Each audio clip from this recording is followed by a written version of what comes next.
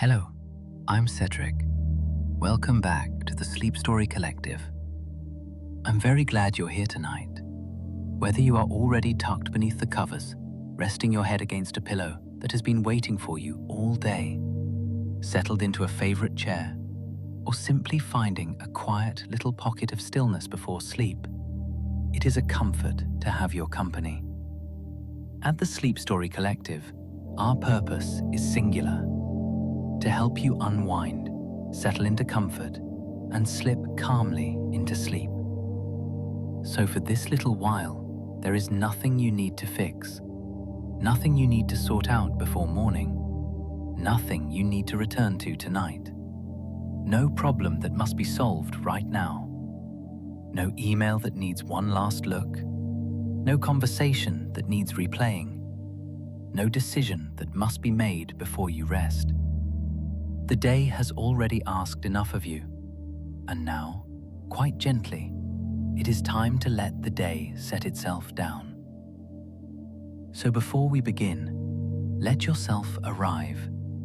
Let yourself really arrive. Notice the place beneath you, the mattress or the chair or the sofa. Notice the way it holds your weight without asking anything in return. Notice the air around you, perhaps cool against your skin, perhaps softly warm, perhaps so familiar that you have almost stopped noticing it. And then notice your breathing. No need to change it all at once. Only notice the breath moving in, the breath moving out, the rise, the fall. The quiet rhythm that has been with you all day and is with you still. If you'd like, allow your jaw to loosen just a little. Let your tongue rest comfortably. Let the muscles around your eyes soften. Let your forehead smooth itself.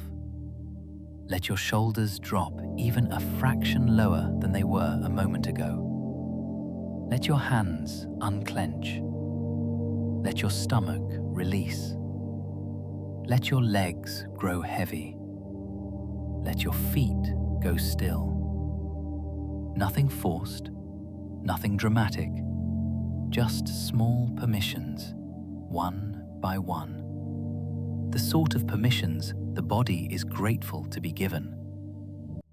And if there are thoughts still moving about tonight, that is all right. You do not need to chase them away. You do not need to win an argument with your own mind. You do not need to wrestle yourself into calm.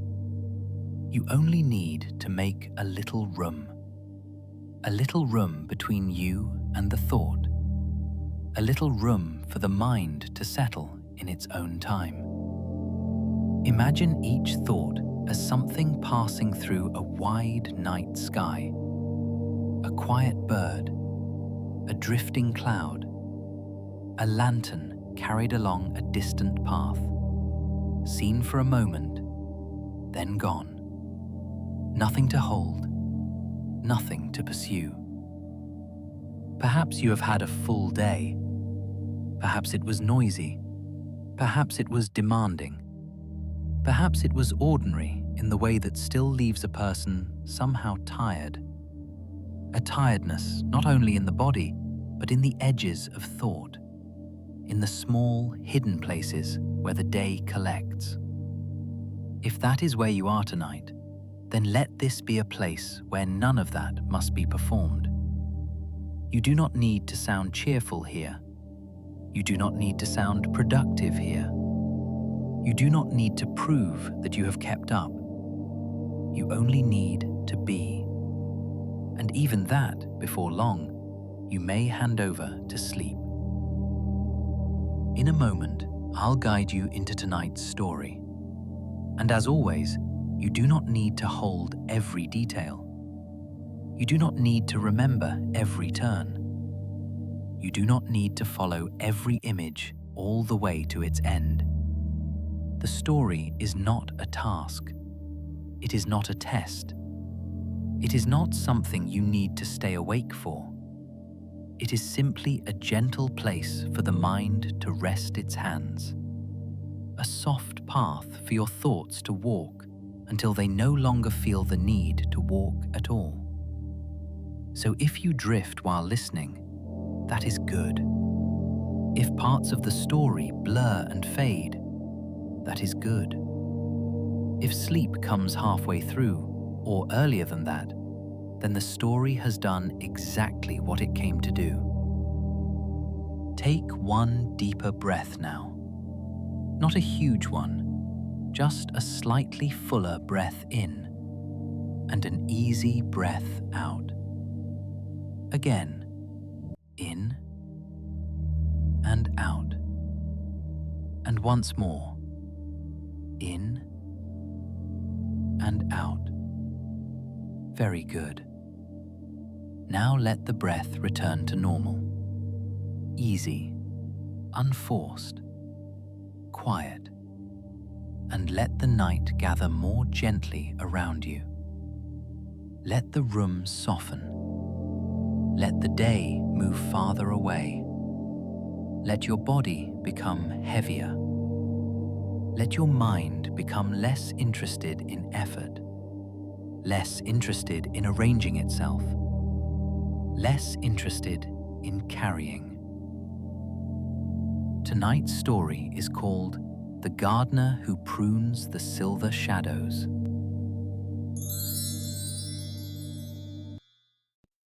You come to the garden at the edge of evening, not in a hurry, not by plan, not because anyone sent for you, only because the path appeared, pale and narrow in the soft blue hour, and something in you recognized it as the sort of path worth following.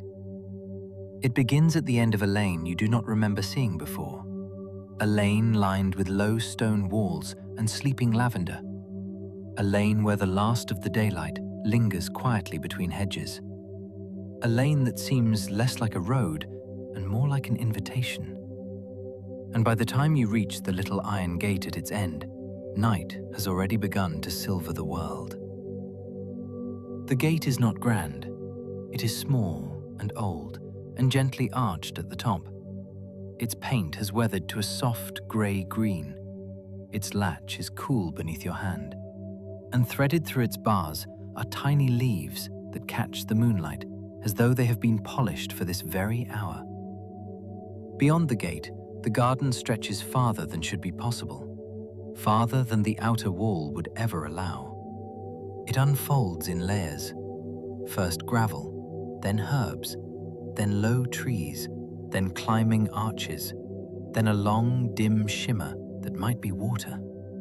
And behind all of it, rising faintly in the distance, the outline of a glass house, pale as mist. You open the gate. It makes no sharp sound, only a quiet little click, and then the faintest sigh, as though the hinges are pleased to be used by someone who has no intention of rushing. Inside, the air is cooler. Not cold, only cool in the restful way gardens become after sunset. The warmth of the day still rests in the stones beneath your feet, but above them, the breeze carries rosemary, mint, damp soil, and the clean scent that comes when evening settles onto leaves. The gravel path curves gently. You begin to follow it, and before long, you see him. He is standing beside a hedge of silver-leaved sage, not far from the entrance, as though he has known all along that you would come. He is not tall and not imposing. He wears a long coat the color of weathered bark and soft gloves that have seen many years of careful use. A lantern hangs from one wrist, though it is turned low. In his other hand, he carries a pair of pruning shears, slim and elegant, with handles that glimmer faintly like old pewter. He looks up as you approach. His face is kind. Weathered, certainly, but kindly weathered, like a bench polished by time, like a window frame that has watched many seasons and found no reason to harden. His eyes hold the sort of steadiness that makes you breathe more quietly without meaning to. "Good evening," he says.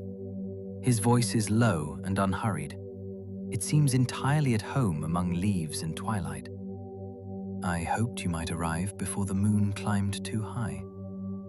You are not surprised that he knows you are expected. In this garden, it would seem stranger if he did not. You ask him whether this is his garden. He smiles, glancing around as though one never entirely owns a place like this. It is the garden I care for, he says. And tonight, if you'd like, you may walk it with me. He lifts the pruning shears just slightly. I have work to do before midnight. You look around, expecting perhaps to see roses that need clipping or climbing vines that have wandered too far across stone. But the beds seem already tended. The paths are neat. The arches are clear. Nothing looks neglected. The gardener notices your glance. Not all overgrowth is easy to spot at first, he says. He turns back to the sage hedge and, with a motion so light it is almost soundless, makes a single small cut in the air just beside the leaves. Something curious happens. A thin strand of shadow, pale and silvered at its edge, falls softly to the gravel like a clipping of silk. You blink. The hedge itself remains untouched. Its leaves are whole, its shape unchanged. But on the ground lies what can only be described as a shadow, pruned loose from the place where it had gathered too thickly beneath the branches. The gardener bends and lifts the clipping. In his gloved hand, it is light as cobweb. He folds it once, then lets it dissolve into the lantern glow at his wrist. It had been growing a little too dense there, he says gently. Nothing dangerous, only enough to weigh the shape down. You watch the space where he has cut. The shadow beneath the sage now lies soft and clean, no longer tangled, no longer heavy. The leaves seem to breathe more easily above it. You are not entirely sure how such a thing can be true, but in the garden, it is true all the same. What are silver shadows? You ask him. The gardener begins walking, and you fall into step beside him. They are what gathers when evening lingers in a place long enough to listen, he says. A little memory, a little silence, a little of what was felt there and not quite finished. Usually they are harmless, often beautiful. But if left untended, they can grow crowded. And when shadows crowd together, even a gentle place can begin to feel heavier than it needs to. He glances at you with the smallest smile. I prune only the excess. You follow him deeper into the herb garden. The beds are bordered with worn brick, warmed by the day's last stored heat. Thyme spills over the edges in soft, fragrant mounds. Sage leaves glow like brushed velvet in the moonlight. Fennel fronds rise in feathery plumes, and mint tucks its cool scent between the stones. Above everything hangs a hush so complete that the tiny noises seem unusually clear. A leaf turning, a moth passing, the distant trickle of water, the whisper of the gardener's coat as he walks. He stops beside a low patch of chamomile and crouches carefully. You kneel a little way off, watching. At first you see only flowers, their small white faces gone dim in the growing night. Then, as your eyes adjust, you notice beneath them a soft pooling of silver shadow, stretched thin and tangled like loose thread caught in grass. The gardener studies it for a moment. Then he snips twice, very gently, very precisely, and two narrow ribbons of shadow lift away.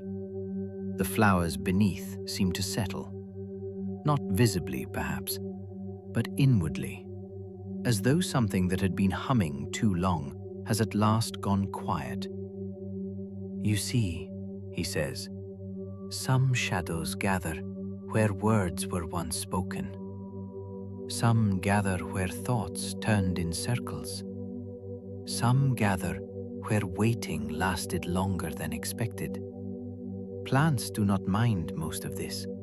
They are patient. But even patience benefits from a little care. He stands and brushes his gloves together. You look over the beds and begin to understand that the garden is full of delicate accumulations. Not darkness in the fearful sense, nothing ominous, only places where silence, memory, and moonlight have braided themselves together. Silver shadows, subtle as breath on a window pane, as real here as ivy or lavender. The path bends on. Above you, the sky has deepened into a rich velvet blue. The first stars are out now, though faintly. Ahead, 2 stone pillars mark the entrance to an arbor draped in climbing pear trees. Their branches, carefully trained, weave overhead in a pale tunnel of leaves and little hanging fruit. The pears themselves catch the moonlight softly, not bright, only enough to appear dusted with light. The gardener slows before entering. This arbor listens more than most places, he says. People come here sometimes with thoughts they do not wish to say aloud. The trees keep such things kindly, but even kindness must be thinned now and then, or it becomes too full. Inside the arbor, the air changes. It feels held. The world beyond seems to soften at the edges. Your footsteps on the ground become quieter.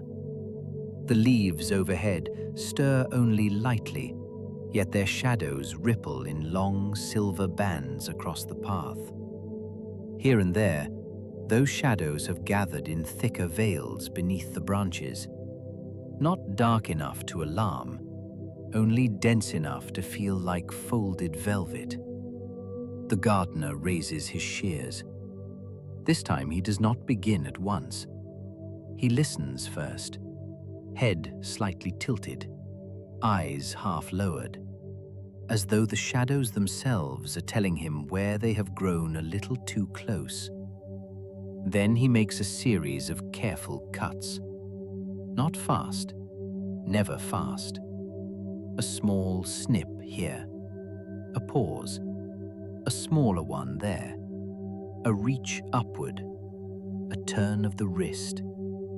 And from the overhead branches, several long silver strands drift down in silence, curling through the air before dissolving near the ground. The moment he finishes, the whole tunnel seems to exhale. You do too, without intending to. The air feels more open now, still hushed, still inward, but spacious. The sort of spaciousness a person notices more in the chest than in the room. The gardener nods, satisfied. Better, he says. And then, because the garden seems to invite honesty, you ask him whether silver shadows ever grow in people. He gives a small, thoughtful smile. Of course, he says. Where else would the garden learn it from? He continues walking. You follow him through the end of the arbor and out into a long stretch of moonlit lawn bordered by espaliered apple trees. Their branches are trained flat against whitewashed walls, each one holding an orderly pattern of limbs and lights. The fruit is still small. This is not a heavy orchard season. It is a patient one, a season of shaping rather than abundance. At the center of the lawn stands a sundial, though at night it serves no practical purpose. Still, moonlight rests beautifully on its face. Around it, the grass glimmers with dew beginning to form, and from the far side of the lawn, comes the faintest chiming sound. Not bells exactly, something lighter, like glass touching glass in a distant room. "What is that?" you ask. "The vine bells," says the gardener. "They ring when the night breeze moves through the trellises. We'll come to them later." He kneels beside the base of one apple tree and touches the grass lightly. Here the silver shadow has pooled thickly between trunk and wall, threaded with fine strands that climb around the lower branches like moonlit lace. He clips away the densest part.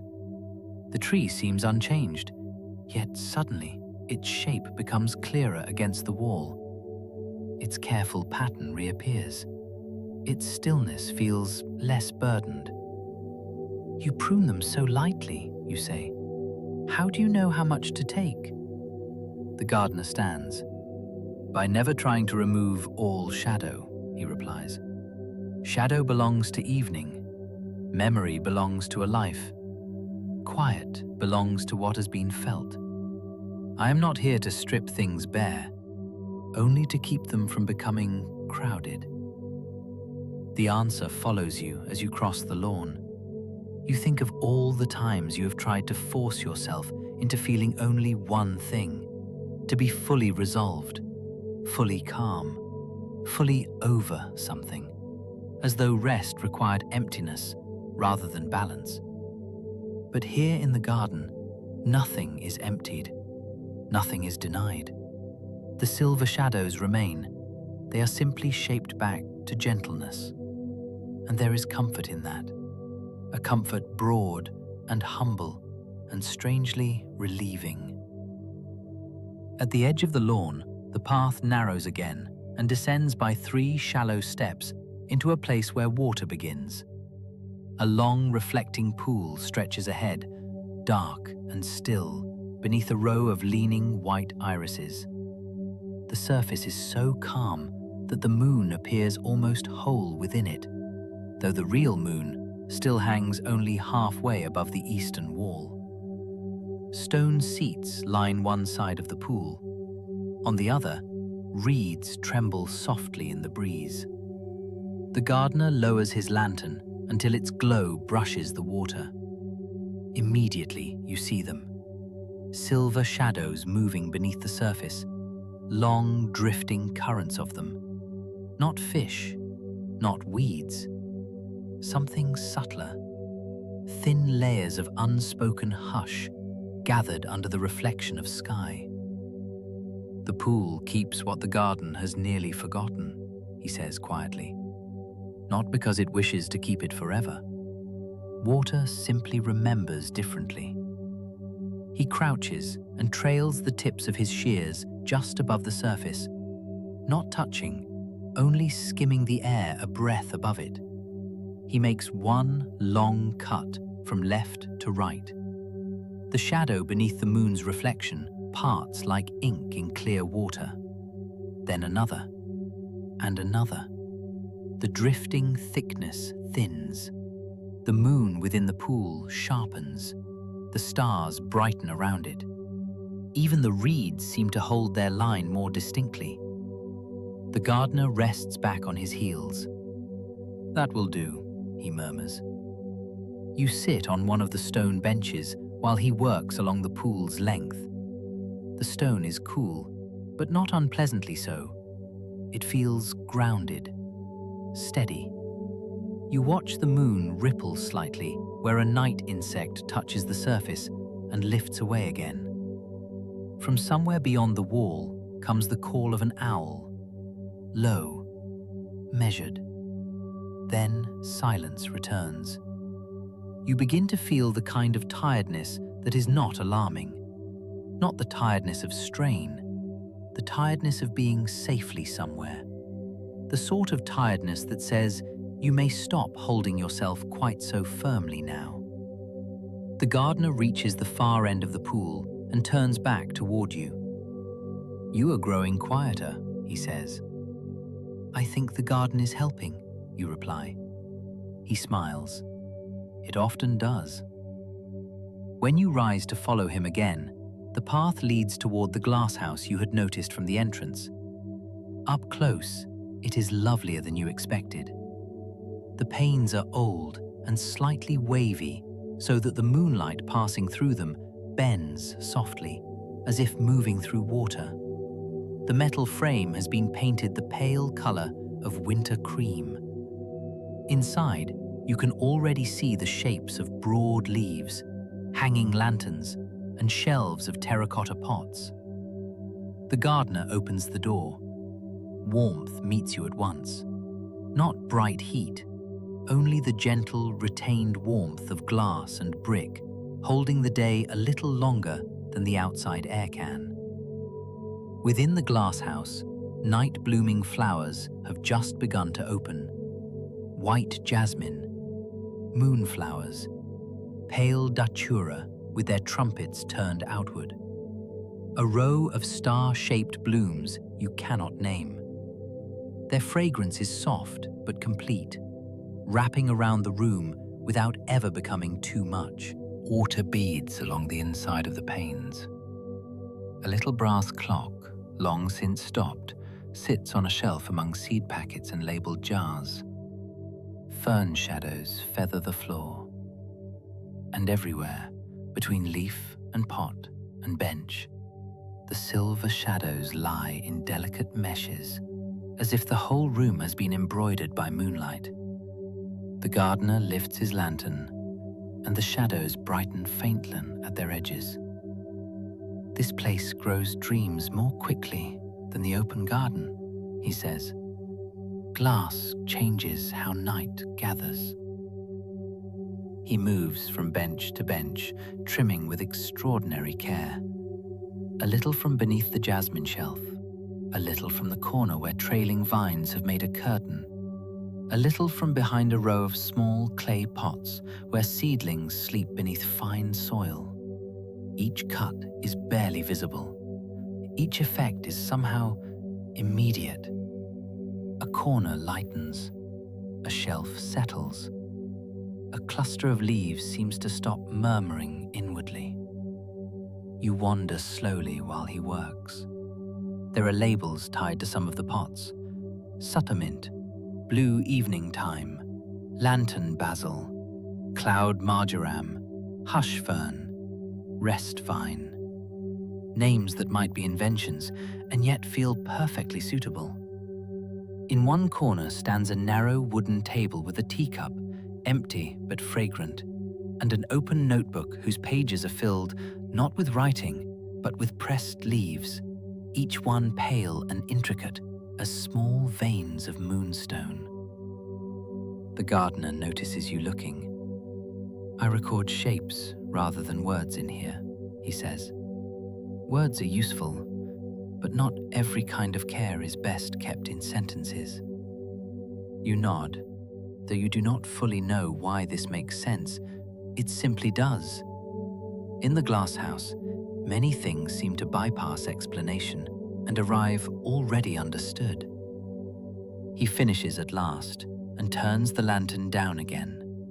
The warmth, the perfume, the slow green silence of the room all seems smoother now, as though the air itself has been gently combed.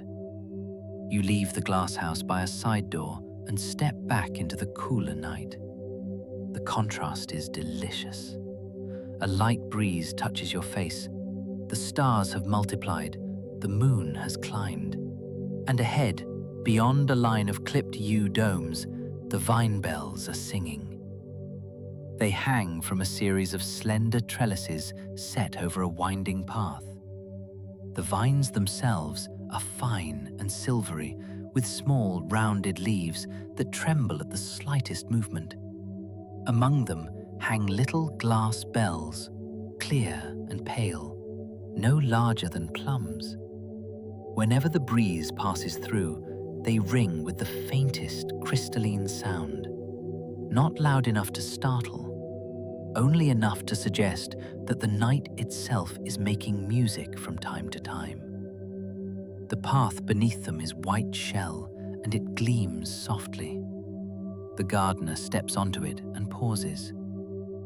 This is where restless thoughts often drift, he says. They do not stay long. The bells scatter them. But tonight, there is a little pruning to be done. You look up.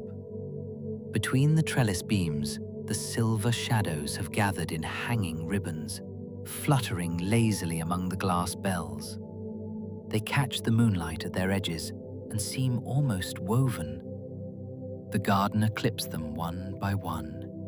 Each falling strand releases a faint, clear chime, as though the bells had been waiting for the shadows to let go. You walk the bell path with him, slowly, listening. Clip, a soft glass note.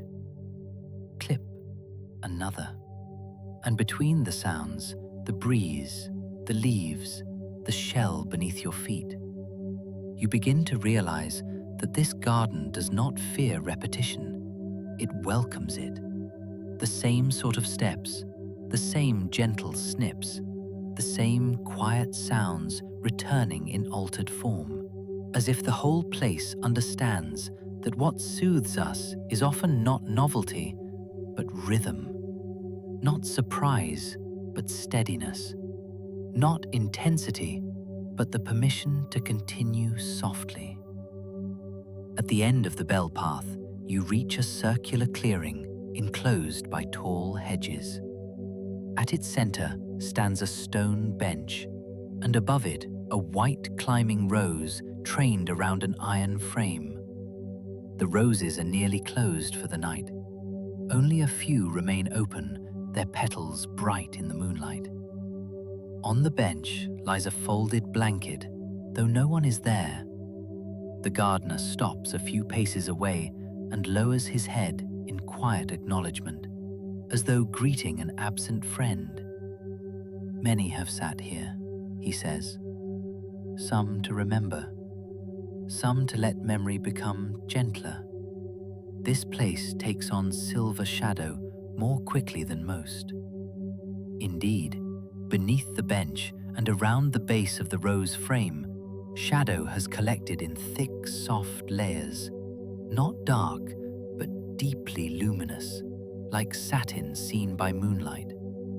The gardener works here more slowly than anywhere yet. One careful snip, then stillness, then another. He waits between each cut as though listening for an answer.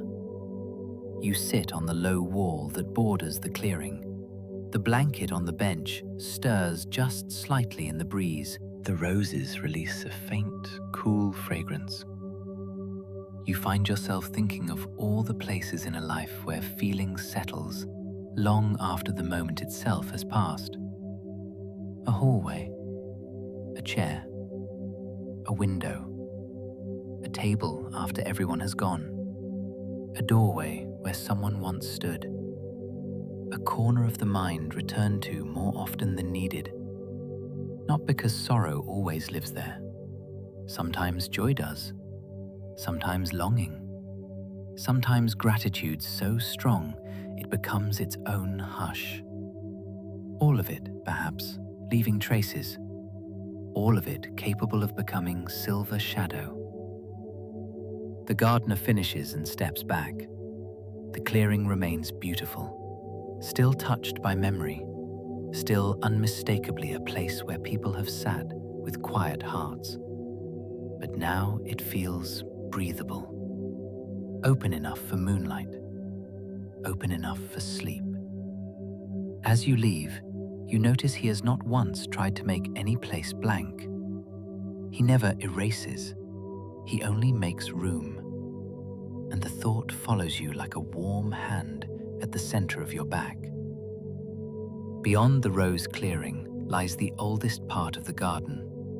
The walls here are thicker, built of pale stone mottled with lichen. The paths are narrower, the trees older. A fig leans over one corner, its leaves broad and shadowy. An old well stands capped and silent beneath a tiled roof. Moss grows thick between the stones, and in one place, the roots of a plum tree have gently lifted part of the path without breaking it. The gardener walks even more slowly here. This section remembers the first hands that planted it, he says. Old gardens dream in layers. He stops beside the well. Moonlight has gathered around its circular stone lip. Inside, though covered, you sense cool depth. At the base of the well roof, where wood meets stone, silver shadows have grown in a ring, braided close. The gardener touches them with the tips of the shears. Too much old silence can make a place feel sealed, he says. And even old things need a little air. He snips the ring in 4 points, as though opening a compass.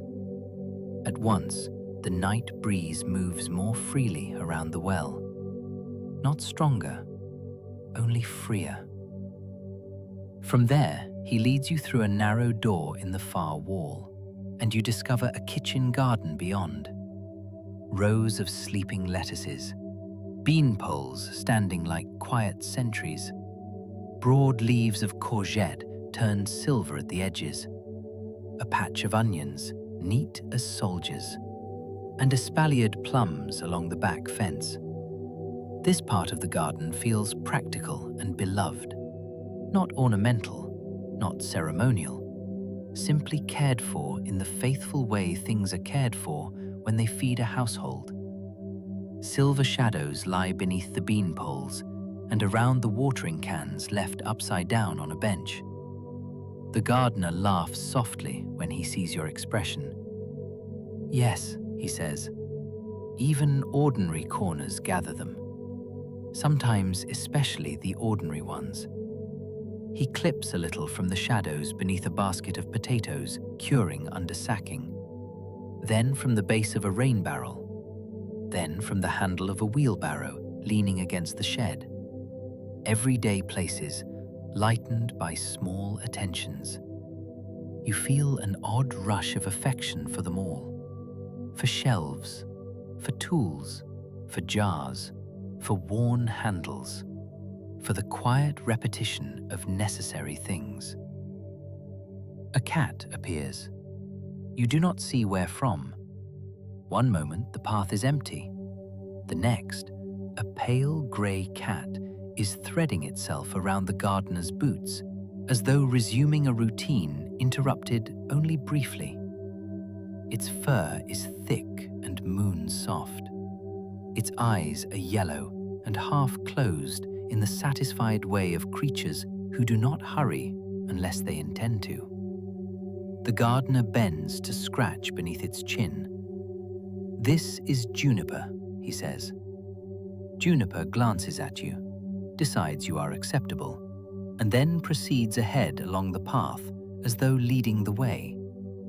You follow the cat through a gap in the box hedges and into an orchard that slopes very gently upward. Here the trees are older and wider spaced. Pear, plum, quince, one ancient medlar with bark that twists like folded paper. Juniper chooses a place beneath the quince tree and settles there, tail tucked over paws. The gardener looks up into the branches. This orchard is full of silver shadow. Not oppressive shadow, beautiful shadow.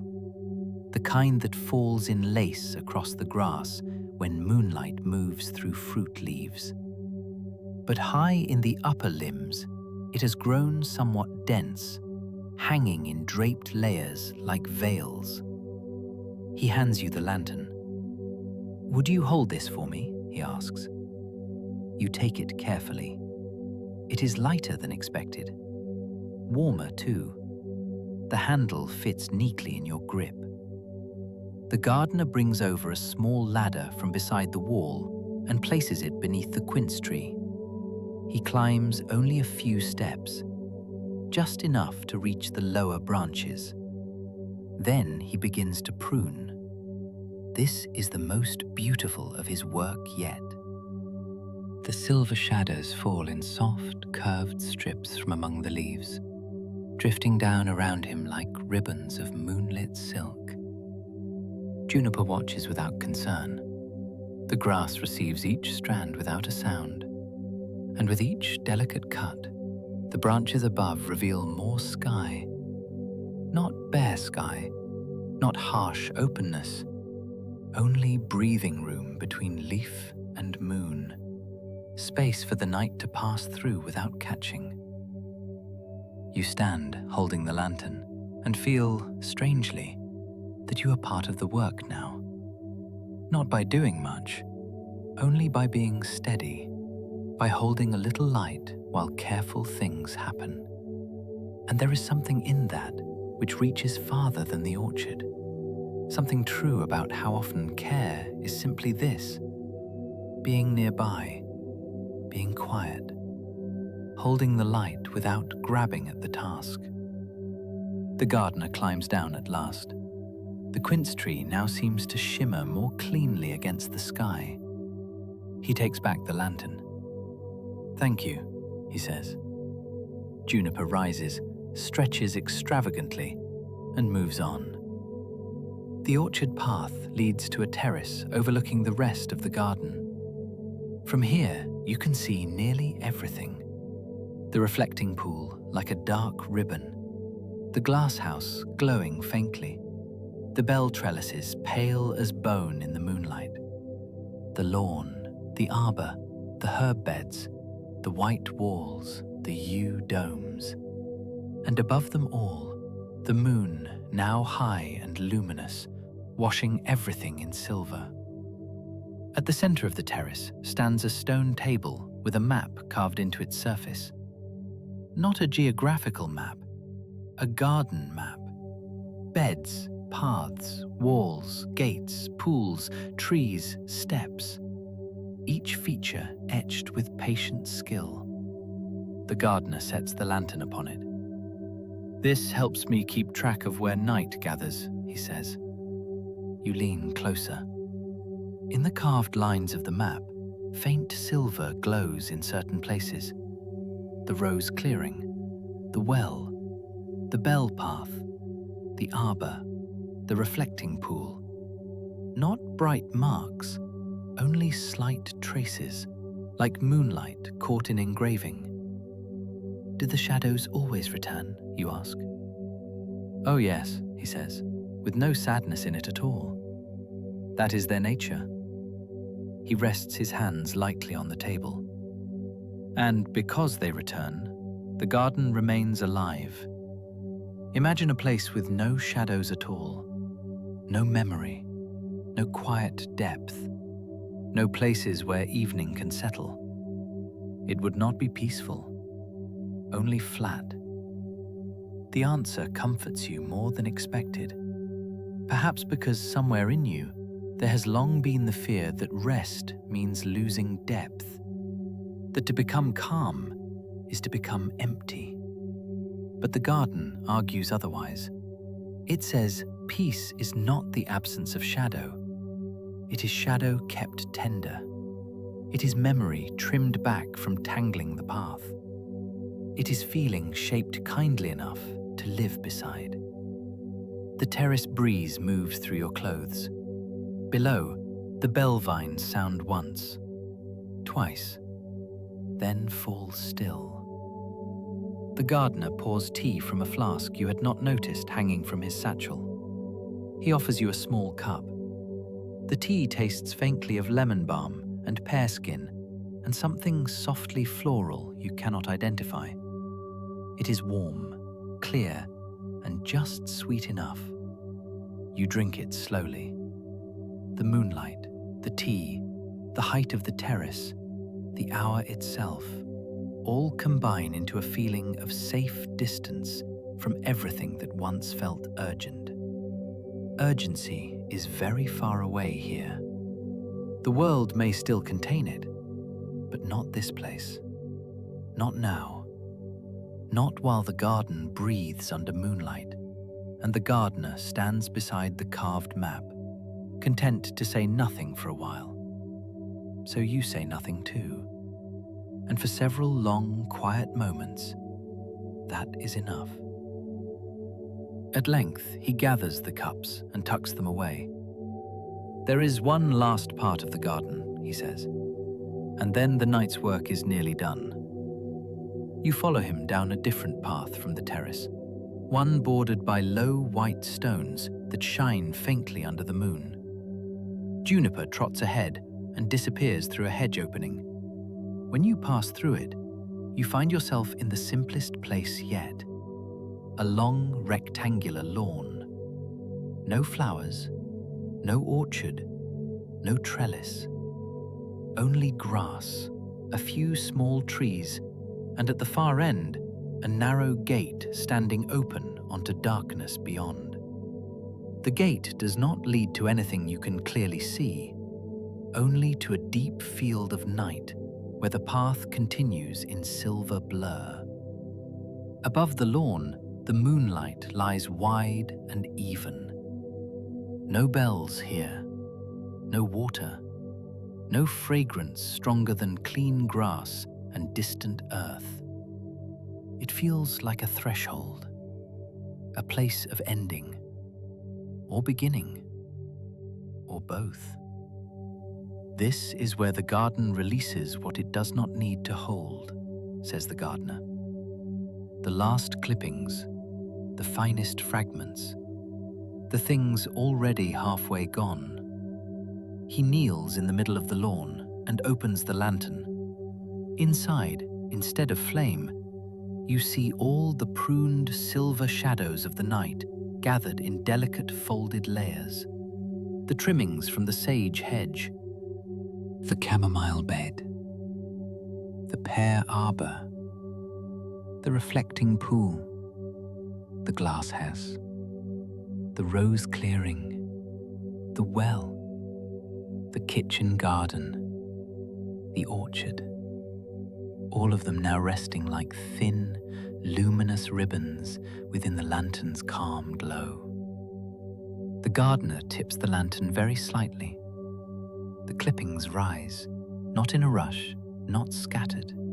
They lift in a slow silver stream, carried by a breeze you cannot feel. Across the lawn they drift toward the open gate. Some rise higher and vanish among the stars. Some settle beyond the threshold, where the darkness is softest. Some simply fade in the moonlight before reaching either place. You watch until the lantern is empty. The gardener closes it and stands. "Where do they go?" you ask. "Wherever unfinished quiet is meant to become rest," he says. "And then?" He smiles. "And then nothing dramatic. They become part of the night again." The answer is so gentle that you feel your whole body relax around it. Nothing dramatic. How lovely that is. How welcome. Not every release must be loud. Not every letting go must be an event. Some things leave us the way dew leaves grass when morning comes. Naturally, without applause, without force, without needing to be witnessed by anyone but the hour itself. You remain on the lawn a little longer. The open gate waits. The moonlight lies in pale sheets over the grass. The small trees cast careful shadows. Somewhere behind you, far back in the older part of the garden, an owl calls again. Juniper has curled beneath one of the trees and gone very nearly to sleep. The gardener looks around, satisfied. "The garden will rest well now," he says. You ask him whether he ever grows tired of this work. He considers, then shakes his head. "No, because the work is never to make the night perfect, only to help it remain kind." Those words seem to settle somewhere deep in you, not because they are grand, because they are modest, usefully modest. You think how much human weariness comes from trying to perfect what only ever asked to be cared for. trying to finish what only needed tending, trying to erase what only needed shaping, trying to conquer what only needed kindness. Here in the garden, the standard is gentler, and therefore, perhaps, wiser. The gardener turns back toward the house, and you walk with him. The paths are familiar now, the herb beds dim and fragrant, the lawn open and still, the bell trellises quiet, the glass house glowing like a lantern of its own, the reflecting pool holding a moon more clearly than before. You notice as you pass again through each place that nothing has lost its depth. Nothing has become plain. The garden is every bit as mysterious, every bit as alive, every bit as touched by evening as before. But it feels lighter in its breathing, more spacious in its silence, more restful in its beauty.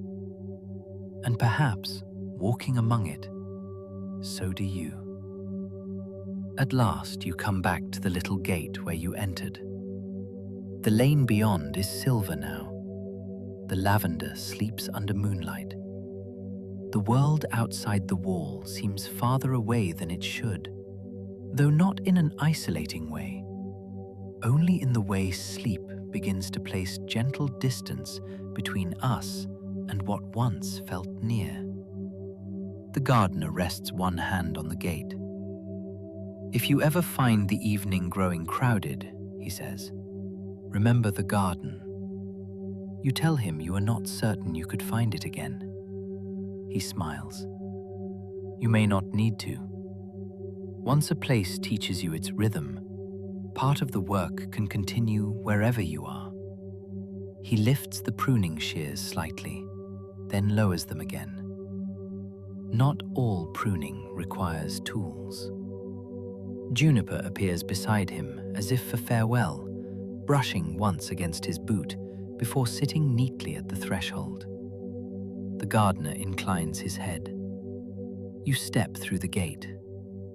When you turn back, he is still there, lantern low, coat grey in the moonlight, one hand resting lightly on the latch, the cat at his feet, the whole garden opening behind him in layers of silver hush.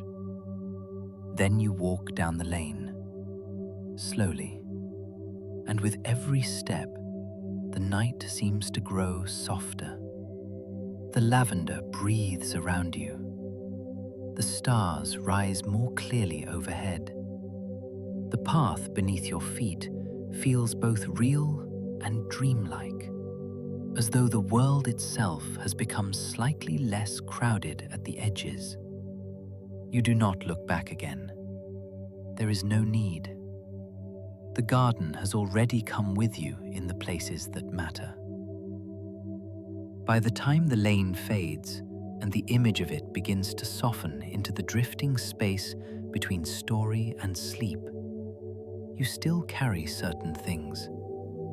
The sound of the bells, the warmth of the glasshouse, the moon laid over the reflecting pool, the silver ribbons falling from the orchard branches, the open gate at the end of the lawn, and the quiet knowledge that not everything must be cleared away.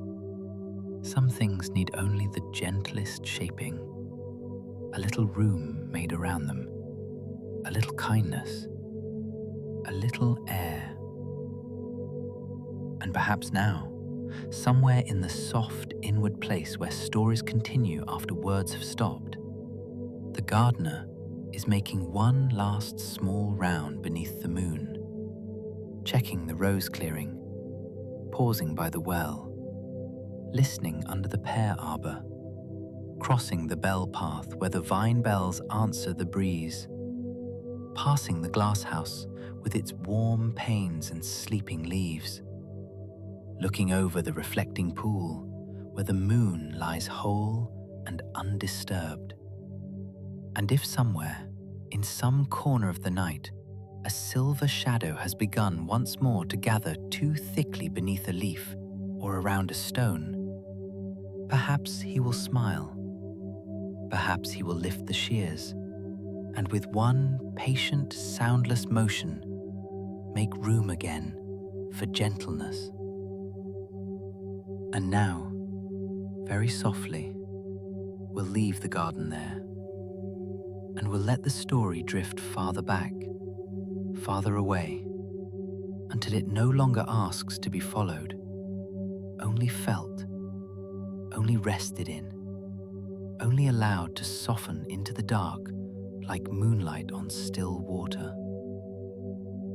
You are here now, in your room, in your bed, in your chair, wherever you began, and yet perhaps not quite the same as when we started. A little quieter, maybe, a little less held by the day, a little more spacious in your breathing, a little more willing to let the edges of thought go untended until morning. Notice again the support beneath you, the steady holding beneath your back, your shoulders, your legs, your head. Notice that you do not have to keep yourself up. You are already held, already supported, already allowed to be still. Notice your breath again. Easy in, easy out. No effort, no performance. No need to deepen it unless you want to. Only the calm and faithful movement of it. In and out. In and out. A quiet tide. A small night rhythm. A gentle returning. If any thoughts remain tonight, let them be like those silver shadows in the garden. Not enemies, not flaws, not proof that you have failed to rest properly. Only small accumulations of feeling and memory and unfinished quiet. And perhaps they do not need banishing. Perhaps they only need a little more room around them, a little gentleness, a little less gripping, a little less crowding, a little more moonlight, a little more air. You do not have to solve your whole life tonight. You do not have to finish the day perfectly. You do not have to sort every feeling into its correct drawer. You do not have to wake tomorrow already transformed. Tonight is not for transformation. Tonight is for softening, for loosening, for setting things down, for allowing yourself to be human and tired and safe enough to rest. So let your forehead smooth once more. Let the eyes grow heavy. Let the jaw be loose. Let the tongue rest. Let the throat soften. Let the shoulders drop. Let the chest be easy. Let the stomach unclench. Let the hips sink. Let the legs be heavy. Let the ankles loosen. Let the feet rest in stillness. From the crown of your head to the soles of your feet, allow the message to travel slowly. The day is over now. You may rest now. You may rest now. You may rest now. And if it helps, imagine the gardener making one last quiet visit to the edges of your evening, not stepping into you, not rearranging you, only moving kindly through the places where the day became crowded. A thought trimmed back here, a worry loosened there, a tension eased from beneath the ribs. A tightness lifted from behind the eyes. A little too much weight removed from the chest. Not all feeling gone, only the excess. Only what no longer needs to stay so tangled. Only enough to let the inner paths open. Only enough to let the breath move more freely through the garden of your own quiet mind. And now the paths are clearer. The pool is stiller. The bells are softer. The glass house is warm. The orchard opens to the sky. The gate at the end of the lawn stands peacefully ajar, and beyond it, sleep waits without urgency, without demand, without noise, only waiting in that patient way sleep has for you to stop keeping watch. There is nowhere to go, nothing to prove, nothing to achieve between this moment and morning. Only rest, only release, only the beautiful permission to disappear for a while into deeper quiet. So let the story blur now. Let my voice grow less distinct if it wishes to. Let the sentences become softer at the edges. Let meaning give way to rhythm. Let rhythm give way to drowsiness. Let drowsiness give way to sleep. And if you are still listening, only stay with the simplest things: the breath, the weight of the body, the softness of the dark, the sense of being held, the knowledge that the night is not asking you for anything else. In and out. In and out. Slower perhaps now. Heavier perhaps now. Further from the day. Closer to sleep. The garden is resting. The pool is still. The bells are quiet. The cat has curled beneath the tree. The lantern is dimmed. The shears are put away. The last silver clippings have joined the night, and all that remains is the deep, gentle hush that follows good tending. May your thoughts grow spacious. May your body grow heavy. May your breathing stay easy. May the edges of this day soften completely. May sleep come without resistance. And may you drift quietly and safely into rest. Good night.